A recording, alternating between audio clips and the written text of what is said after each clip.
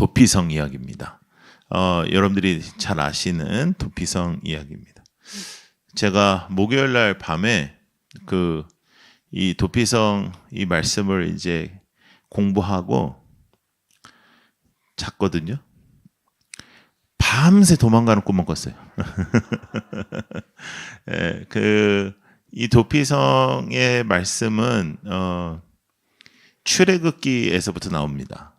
하나님께서 이스라엘 백성에게 가나안 땅을 약속하실 때부터 도피성에 대해서 설명하시고 이것에 대한 필요를 말씀하세요. 그리고 이제 그들이 가나안 땅에 들어가서 이제 우리가 상당한 부분 17, 18, 19 이렇게 뛰어넘었잖아요. 그 장들은 다 땅의 분배예요. 어느 땅 받아라, 어느 땅 받아라, 어느 땅 받아라. 그 땅의 분배에 대해서 지난주에 우리가 잠깐 나눴잖아요. 그러니까 그 땅의 분배를 이룬 후에 이제 도피성에 대해서 다시 한번 확인하시는 겁니다. 이때는 이미 도피성이 존재할 때예요. 존재할 때 이제 도피성을 이제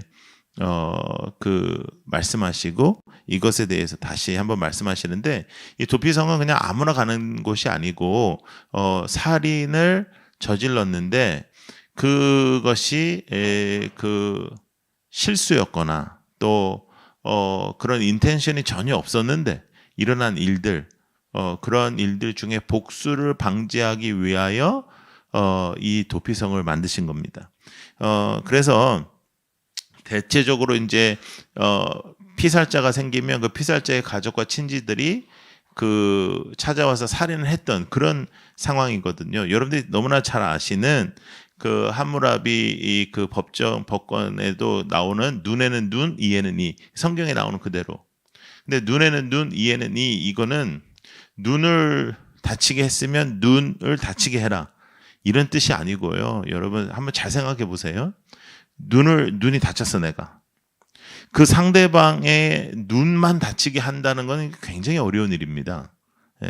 이렇게 한꺼번에 때려서 뭐 이렇게 그냥 쥐어 팰 수는 있어도 자 일로 와봐. 너 눈만 이제 내가 한다. 이렇게 하기가 굉장히 어려운 이야기입니다. 이렇게 해서 눈에는 눈, 이에는 이는 눈에는 눈을 때리고 이에는 이를 빼라는 게 아니고 그것만 해야 되니까 정신 바짝 차려. 그러고 그렇게 할 수 있겠어? 그렇게 할 수 있는 사람이 어디 있겠어? 이런 맥락에서 우리가 그걸 받아들여야지. 눈에는 눈, 이에는 이구나. 넌 나한테 이렇게 했으면 내가 너한테 이렇게 하겠구나. 그런 뜻이 아니고 대체적으로 복수는 여러분 그렇게 하는 게 아니고 내가 받은 거에 배를 하는 게 복수잖아요. 그걸 방지하는 그런 말씀들인데요. 도피성을 이제 6곳에 세우는 겁니다. 6곳에 세우고 성경에 보면은 45km 정도 아니면 하루길 그렇게 써 있어요. 누구든지 어디에 살아도 하루길 안에 도피성을 갈 수 있도록 6곳의 도피성을 세우는 겁니다.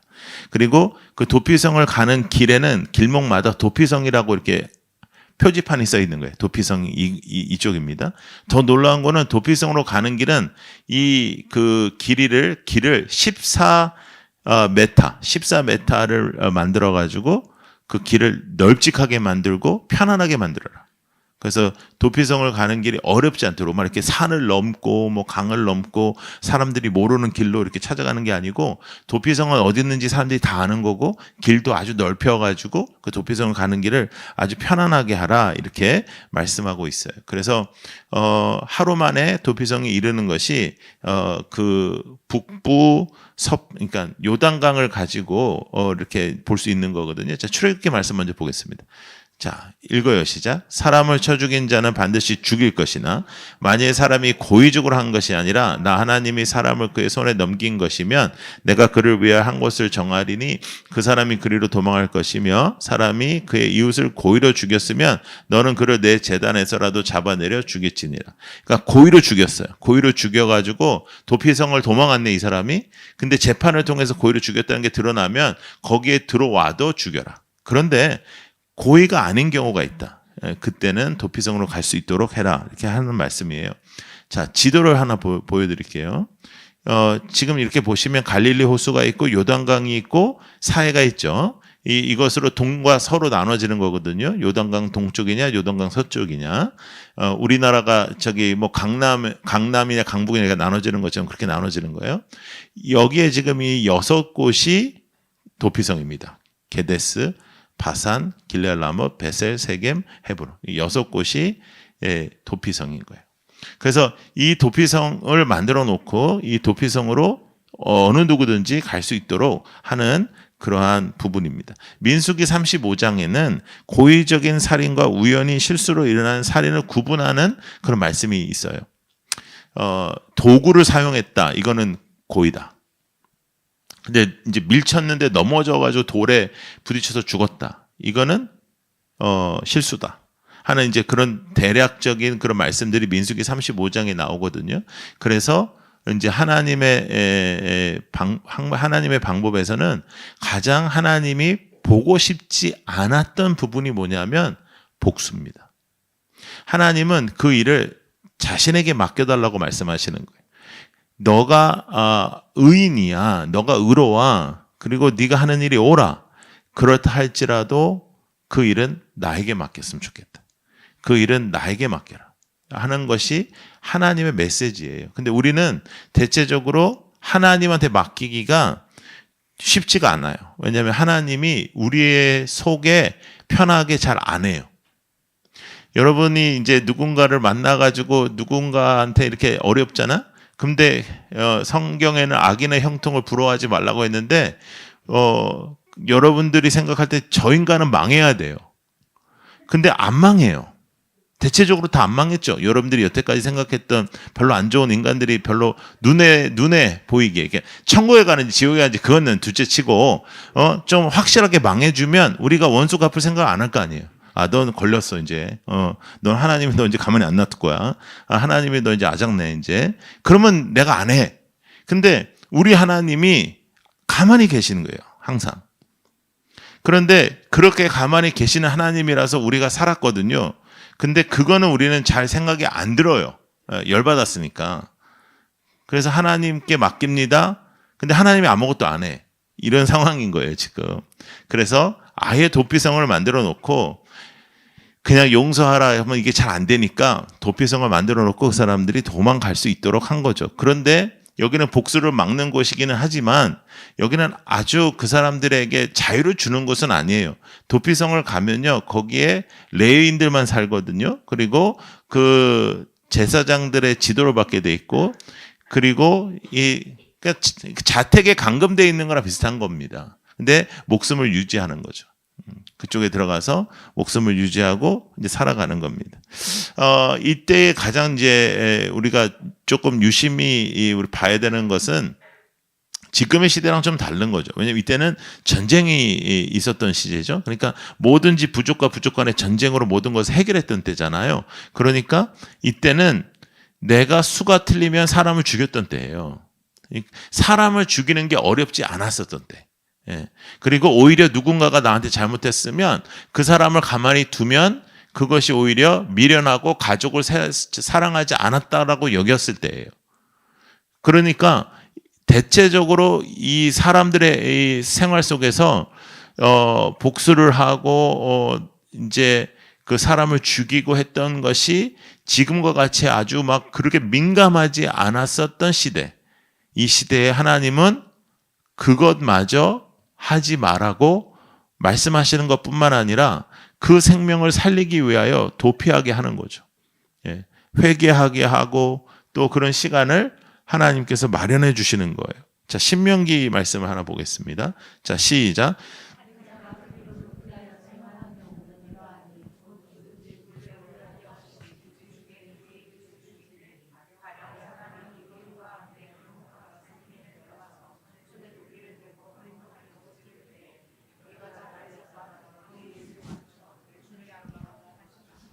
아멘.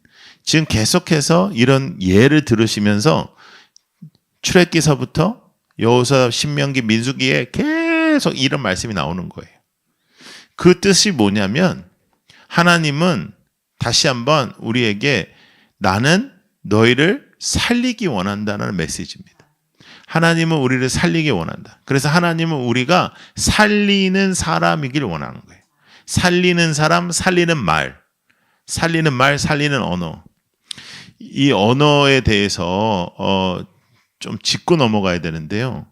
여러분, 그 대체적으로 그 여러분들이 사역을 할 때도 또 어떤 모임을 할 때도 오고 가는 대화가 하나님 앞에 기쁨이 돼야지, 아무리 내가 긍휼을 하고 내가 아무리 좋은 일을 하고 내가 좋은 사역을 해도 오고 가는 대화가 공동체나 하나님의 나라에서 좋지 않은 대화를 하잖아요. 그건 말짱할 겁니다.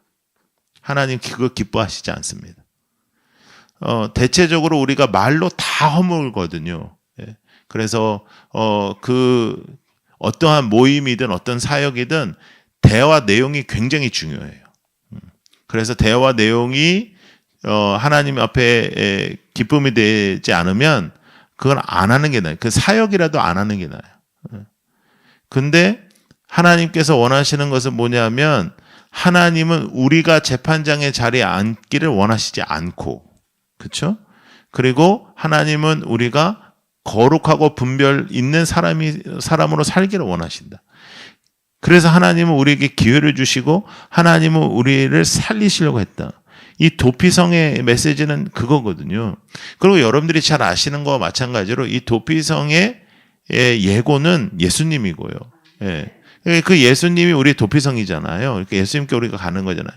우리의 짐을 다 주님께 맡기고 우리가 주님께 돌아가는. 그래서 구약에서부터 하나님은 계속해서 예수님에 대해서 말씀하시는 거예요. 더 놀라운 건 뭐냐면, 도피성이라는 이 단어는 받아들이는 성읍이다, 이런 뜻이에요. 받아들이는 성읍이다.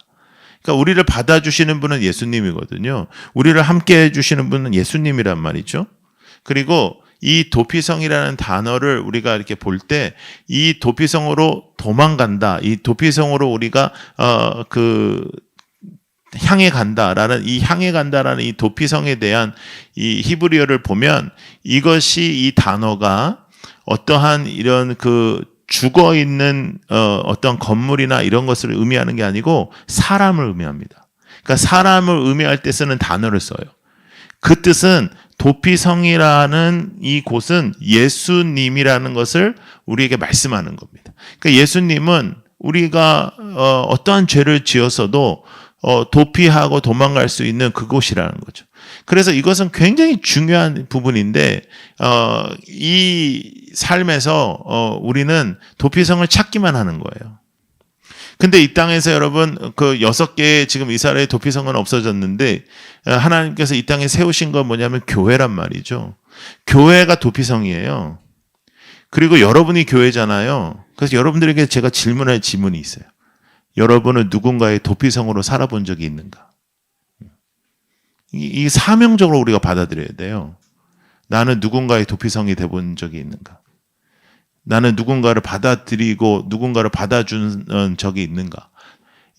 오갈 데 없는 사람을 내가 받아주고, 또 정말로 힘이 없고 약한 사람의 편에서 내가 서본 적이 있는가? 내가 도피성으로 살아본 적이 있는가 하는 겁니다. 대체적으로 우리가 신앙생활을 하면서도 우리가 굉장히 잘못하는 부분이 뭐냐면, 사역이 나를 커버해 준다고 생각하는 거예요. 내가 하는 행동이. 내가 죄를 생각하고 내가 허무는 말을 하는데 사역이 나를 세워줄 것이다. 아니면 내가 하나님의 말씀을 읽고 내가 하나님의 하나님께 예배를 드리는 사람이므로 내가 하나님의 사람이다.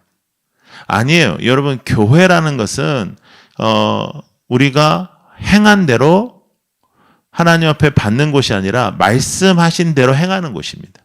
하나님의 말씀이 지표가 돼서 행하는 것이고, 여러분들은 그런 표지판과 같은 거예요. 이쪽이 도피성입니다. 이쪽으로 가는 것이 도피성입니다라는 그런 표지판이기도 하고 도피성 자체이기도 한 겁니다. 왜냐하면 이 땅에 새로운 도피성으로 교회를 세우셨기 때문에. 그래서 이 도피성의 문제는 우리가 이렇게 생각했을 때 그 당시에 우리가 도망갔던, 그리고 도망가는 것은 예수님이야, 여기서 끝나면 안 되고요. 그 도피성의 그 과제를 오늘날 우리에게 주셨다라고 우리가 받아들이고 그것에 대해서 핵심적으로 생각해야 돼요. 그래서 여러분들의 언어가 누군가를 살리는 언어여야 되고 공동체를 살리는 언어여야 되거든요. 근데 모이는데 불평하고 모였는데 뭐 이런 애 저런 애 자기 생각들을 거기서 나타낸다. 그러면 그 사역 자체가 잘못된 거예요. 예. 그것이 내가 하는 일이 선한 사역이라 할지라도 그것은 차단하는 사람 없이 그렇게 간다. 그거는 리더부터가 잘못된 거예요. 그러니까 그런 것들은 차단할 수 있어야 되고, 또 그런 것들은 여러분들이 영적으로 옳지 않기 때문에 그거는 여러분들이 회개해야 돼요. 근데 여러분들의 인생 속에 회개가 어느 정도 있는지, 여러분들은 정말 하나님 앞에서 하나님 앞에서 이렇게 잘못됐으면 이렇게 맞춰가는 그런 과정이 여러분들에게 얼마나 있는지 그걸 확인하셔야 되는 겁니다. 도피성에 가면 내가 실수로 누군가를 죽였다 할지라도 그 값이 그냥 없어지는 게 아닙니다. 그 사람을 살려줬지만 그 사람을 티칭하고 그 사람을 다시 깨닫게 하고, 그리고 도피성 안에서 나갈 수 없어요. 자신의 자유와 권한은 뺏기는 겁니다. 그 실수라고 할지라도. 근데 제사장이 이제 죽으면, 대제사장이 죽으면 이제 이 자유의 날이 선포되는 거죠. 그 도피성에 있었던 그 죄인들이 자신의 집으로 돌아갈 수 있게 되는 겁니다. 우리의 대제사장은 예수님이거든요. 예수님의 죽음을 통해서 우리에게 자유를 주신 거고, 우리가 본향으로 돌아갈 수 있게 하신 거예요. 천국으로. 그래서 이 메시지는 전체적으로 다 복음적인 메시지입니다. 도피성의 메시지는 복음을 예표하는 겁니다. 다른 것이 아니에요. 예수님께서 우리를 이렇게 살리시고, 예수님께서 우리를 이렇게 보호하시고, 예수님께서 우리를 본향으로 보내주실 것이다. 예수님의 죽음은 그런 것입니다. 여러분들이 본향으로 여러분들의 본향은 천국이거든요. 여러분들의 본향은 지옥이 아니라는 말. 지옥의 사람이 아니고 천국의 사람이면 천국의 언어를 사용해야 될 거 아니에요. 연말입니다, 여러분. 언어 조심하십시오. 연말입니다. 생각 조심하십시오. 언어와 생각은 같이 가는 건데요. 언어와 생각이 여러분이에요. 나는 말은 그렇게 해도 내 마음은 안 그래. 아니요, 마음이 그래서 말을 그렇게 하는 거예요. 사람들이 꼭 그러더라고. 나는 마음은 안 그런데 말이 잘못 나왔어. 아니, 마음이 그러니까 말이 그렇게 나오는 거예요. 마음이 안 그런데 말이 그렇게 나올 수가 없어요. 생각하는 대로 말이 나오는 거예요. 그래서 제가 맨 처음에 여러분들에게 우리 어떠한 그 말씀에서 공부할 때 그런 말씀 드린 적이 있습니다. 모든 죄악이 생각에서부터 시작된다. 그러니까 생각이 드는 건 어쩔 수 없으니까 생각을 차단해라. 생각이 차단 못했죠. 말이 나와요. 말에서부터 거기선 차단이 돼야 돼. 말까지 흘렸는데도 차단이 안 되면 이미 죄를 지은 거예요. 여러분들의 인생 속에 나를 받아주신 이가 예수님인데, 여러분은 누구를 받아주고 있는가? 여러분들은 누구의 피난처가 되고 있는가? 여러분들의 피난처는 예수님인데 여러분들은 누구의 피난처가 되고 있는가? 이 질문을 던지셔야 됩니다. 연말에 예수님이 나의 피난처야. 우리는 거기서 끝나잖아요. 내가 누군가의 피난처가 돼야 된다는 거죠. 여러분들을 생각하면 사람들이 나 저분하고 이야기하면 내가 은혜로워. 내가 저분하고 대화를 나누면 내가 성장해. 내가 저분하고 대화를 나누면 내가 기도가 돼. 저분은 항상 내가 어떤 문제를 말하면 함께 기도하자고 해. 그런 사람으로 기억이 나야 돼. 내가 저 사람하고 대화하면 기운이 떨어져. 내가 저 사람하고 대화를 나누면 영적으로 더 안 좋아. 저분들은 좋은 일을 하는데 가면은 이야기는 별로 안 좋아. 그건 망한 거예요.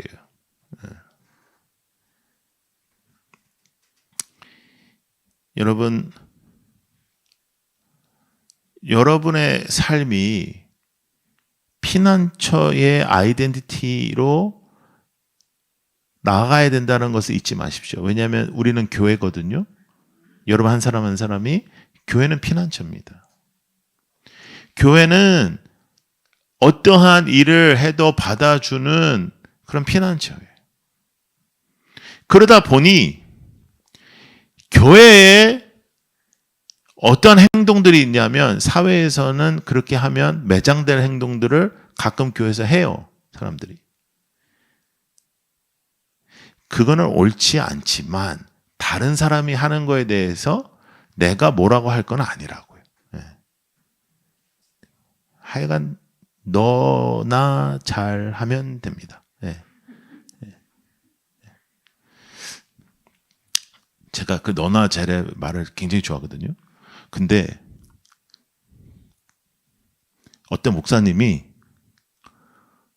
교회 표로 너나 잘해를 한번 하셨더라고요. 너무 존경하는 목사님인데. 박영선 목사님이라고요. 역시 멋있어요. 저도 못합니다, 그거. 근데 그게 그 교회 1년 표였어요. 너나 잘해. 예. 그 만나면 그렇게 인사했대요. 너나 잘해 이렇게 인사하고. 근데 이제 너나 잘해라는 여기에 표현들은 사실은 너나 잘해라는 뜻이 아니죠. 나나 잘하자 이 뜻이잖아요. 나나 잘. 예. 목표를 향해 달려가고 있는 것보다 더 중요한 것은 과정이고요. 여러분들이 쫓겨가고 있다면 여러분들의 피난처는 예수님밖에 없습니다. 도망자라는 영화가 있어요. 그 영화는요, 처음부터 끝까지 도망가다가 끝나거든요. 도망가다 맨 마지막에 이제 어떤 사건을 통해서 이 사람을 추적했던 그 경찰이 이 사람이 무죄라는 것을 밝혀내죠. 그래서 이제 풀려나는 거예요. 그게 영화예요. 우리의 인생이 그래요. 우리의 인생이 사탄의 공격에 쫓기고 이 세상에 쫓기고 어려움에 쫓기고 재정에 쫓기고 돈에 쫓기고 자녀 교육하는 데 쫓겨요. 근데 이 모든 것에 그 줄을 끊어주시는 분은 십자가고 그 끊어주시는 이는 예수님이고 그 예수님이 우리의 피난처입니다. 근데 우리는 거기서 끝난다는 거예요. 근데 예수님은 여러분이 누군가의 피난처가 되기를 원하시다. 예. 여러분 우리 조금 연말이니까 우리가 그런 마음이 많잖아요. 우리가 올해를 좀 잘 정리해서 잘 끝내고 싶은 그런 마음이 많으니까 피난처가 되는 연말을 한번 보내보세요. 피난처가 되는 연말. 피해가는 연말이 아니고 피난처가 되는 연말. 피해가는 연말이 아니고. 그리고 여러분 한 번 인생을 사는데 누군가의 피해가야 되는 대상이 되지 마세요. 내가 쟤는 피해야 된다. 그런 대상이 되지 마세요. 그건 정말 창피한 거예요. 예수 믿는 사람으로. 어려울 때 함께 기도할 수 있는 사람. 그리고 여러분 누군가가 상담이 오잖아요. 여러분들에게 하소연을 하잖아요. 근데 그 하소연이 많은 사람에게 총을 쏘는 그런 하소연이면 진짜 기도하자고 하셔야 돼요. 너 기도해야 돼. 너 살려면 기도해야 돼. 내가 같이 기도해 줄게. 너 혼자서 기도할 수가 없으니 내가 같이 기도해 줄게. 거기에다가 동의를 하면 안 돼요. 그래서 저는 사실은 그 엄마들이 특별히 이제 아이들을 키우고 있는 엄마들이 점심에 모여서 이렇게 밥 먹고 차 마시고 이렇게 하면서 진을 빼서 집에 가서 애를 만날 때는 진을 뺀 상태에서 애를 만나라고 제가 자녀교육 세미나를 하면 그렇게 하거든요. 예, 엄마들이 힘이 너무 많으면 애들이 힘들다. 진을 빼라. 친구들을 만나서 진을 빼라. 그래서 이제 애가 왔을 때 왔니? 이렇게 그렇게 해라. 근데 그런데 만약에 그 모임 자체가 부정적이고 그 모임 자체가 그 언어가 이렇게 그냥 이렇게 재밌는 이야기를 하는 언어가 아니고 안 좋은 그러면 그건 모임은 가면 안 되는 거예요. 살리는 언어, 살리는 생각, 살리는 사람, 누군가의 피난처. 이것이 우리 연말의 목표입니다. 이 연말의 목표예요. 표지판이요. 아주 크게 써 있었어요. 그리고 길도 아주 넓혀놨어요. 이게 예수님의 마음입니다. 예수님이 나는 길이요 진리요 생명이라고 말씀하셨고 누구신지 분명히 밝히셨고 예수님의 오는 것처럼 쉬운 길이 없어요. 예수님은 그냥 오면 돼요.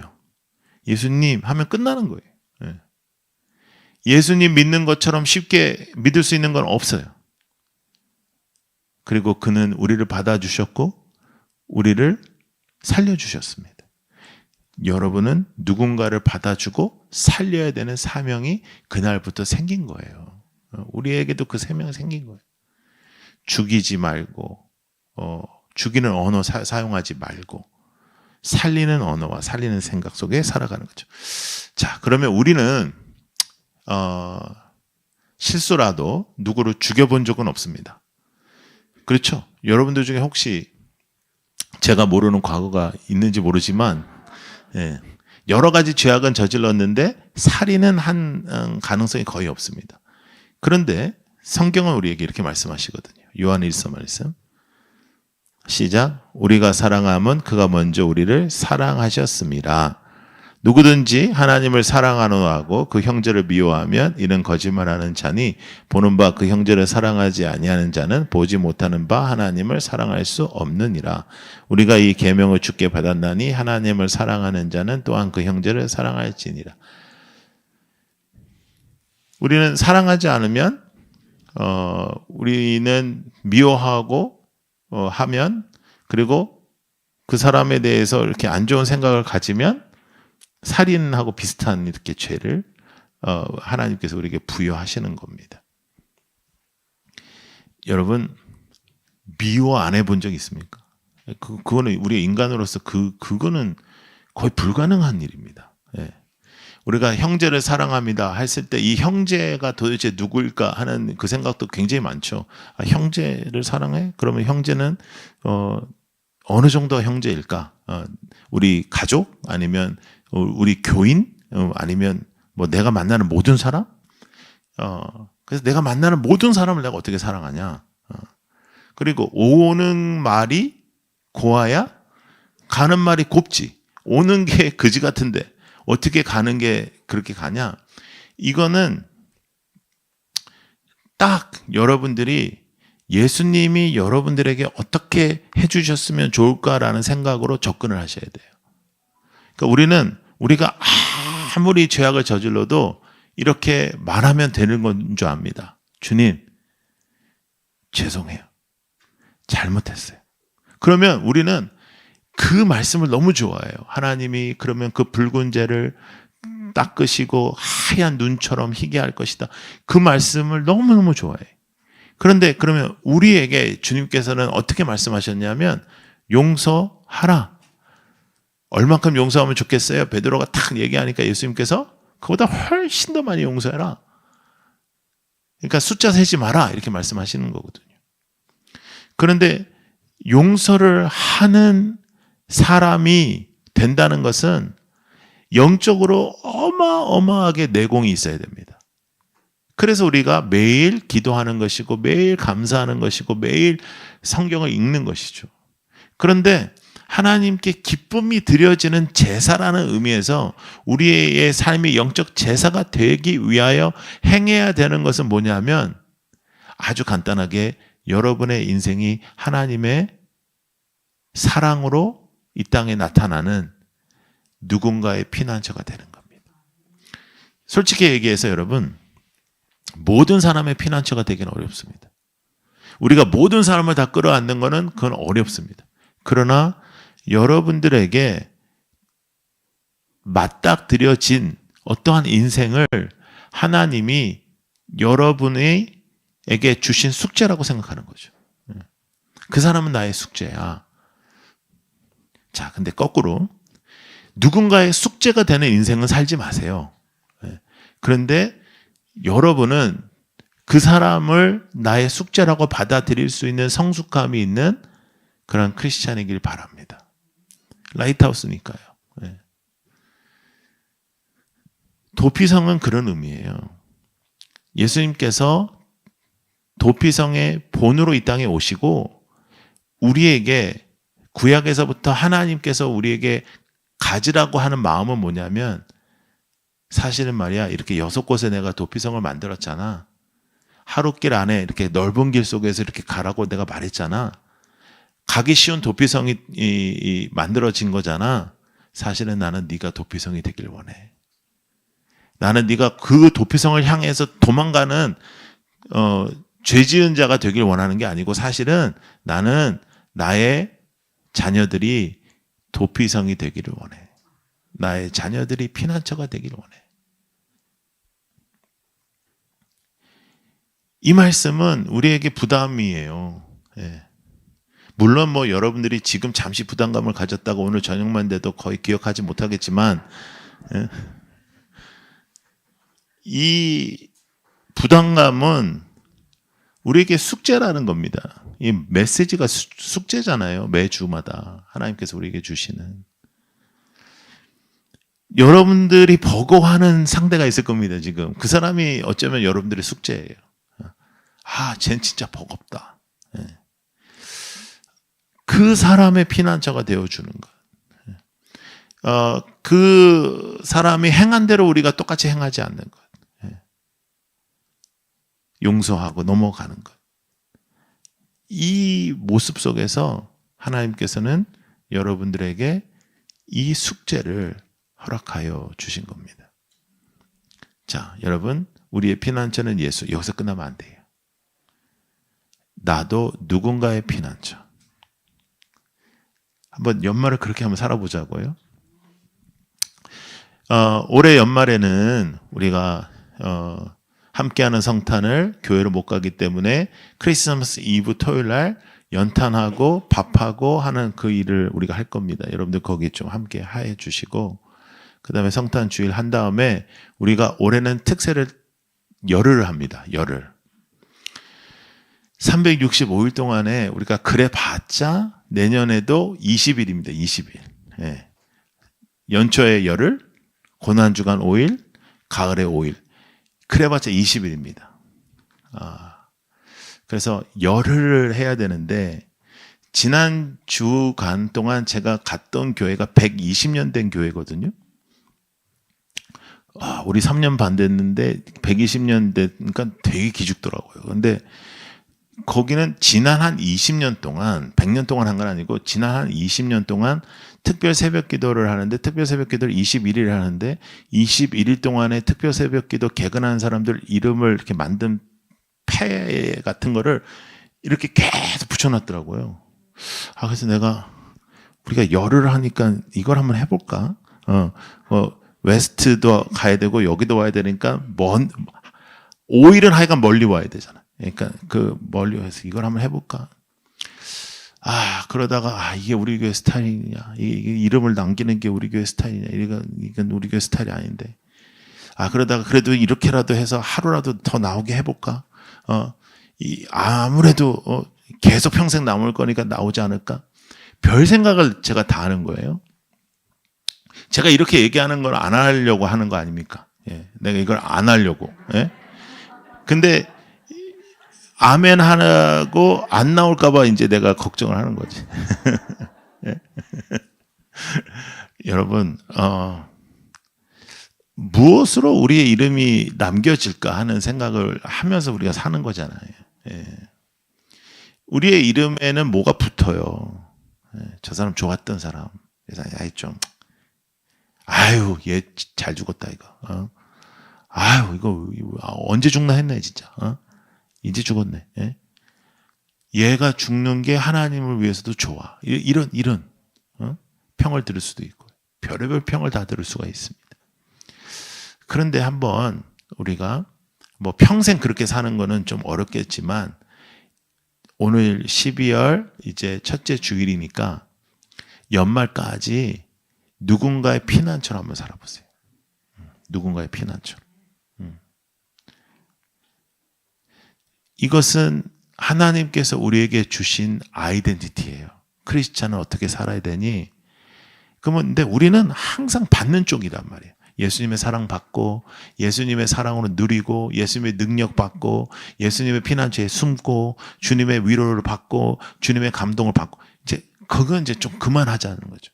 이제 교회로서 누군가를 감동시키고, 누군가를 위로하고, 누군가의 피난처가 되어주고, 누군가의 힘이 되고, 누군가를 위해서 살아가는 거예요. 평생 그렇게 살아가면 어려우니까 연말까지만 한번 그렇게 살아봐요. 연말까지만. 연말까지 누군가가 여러분들의 인생에 등장할 수 있어요. 그러면 이게 숙제구나 생각하고 피난처로 한번 생각해 보십시오. 교회 데리고 오라는 소리 아니에요. 그냥 그 사람을 한번 끌어안아 보는 것. 피난처로 가는 길은 쉬웠습니다. 피난처로 가는 길은 넓었습니다. 피난처로 가는 길은 모든 사람이 아는 길이었습니다. 예수님의 오는 길도 그렇습니다. 그리고 여러분들에게 오는 길도 그렇게 한번 만들어 보는 거죠.